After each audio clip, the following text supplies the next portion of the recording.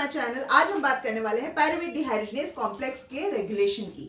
This enzyme is a very important enzyme because it process the pyruvate end product of glycolysis जो कि हो रहा है cytoplasm में। Once pyruvate synthesize over there, it travels into the mitochondria by passing through the mitochondrial membrane, and there in the matrix this enzyme complex is waiting for that pyruvate molecule to process it so that it can synthesize what? It can synthesize acetyl coenzyme A for Krebs cycle। और इस तरह से क्या होगा कि हमें energy या ATP molecule मिलते रहेंगे, हमारे सेल में बनते रहेंगे। ये एक छोटी सी रिएक्शन यहाँ पे मैंने समराइज की है जो कि मैं डिटेल में मेरे प्रीवियस लेक्चर में बड़े अच्छे से आपको समझा चुकी हूं। उसका लिंक मैं शेयर कर दूंगी, आप प्लीज रिवाइज करिएगा। अब इसके रेगुलेशन पे आते हैं जो कि आज का टॉपिक है।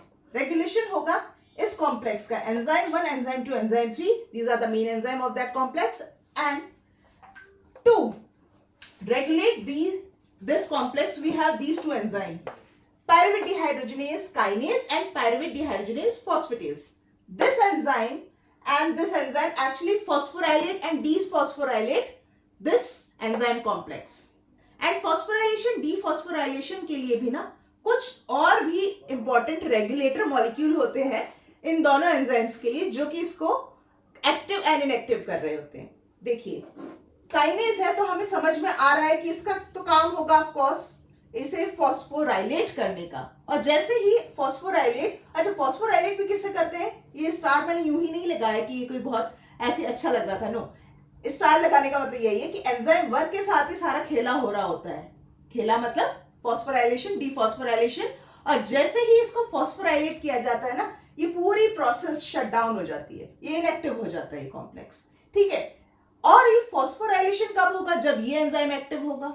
ये एंजाइम एक्टिव कब होगा? जब ये allosteric a few energy molecule what ATP NADH acetyl coenzyme A जब प्रचुर मात्रा में है जाके अपनी साइट पर बैठेंगे बड़े प्यार से, इसको कहेंगे एक्टिव हो जा। और जैसे ही एक्टिव होगा इसको फॉस्फोराइलेट करेगा तो क्या होगा? ये प्रोसेस शट डाउन हो जाएगी क्योंकि ये इनएक्टिव हो गया।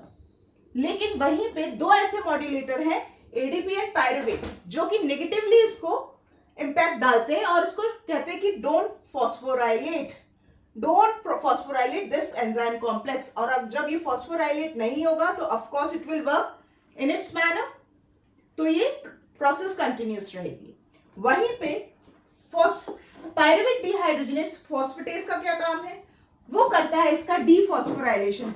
वो कहता है कि नो डोंट, इसको हटाओ, फॉस्फोराइलेट को हटाओ यहां से, फॉस्फेट ग्रुप को हटाओ।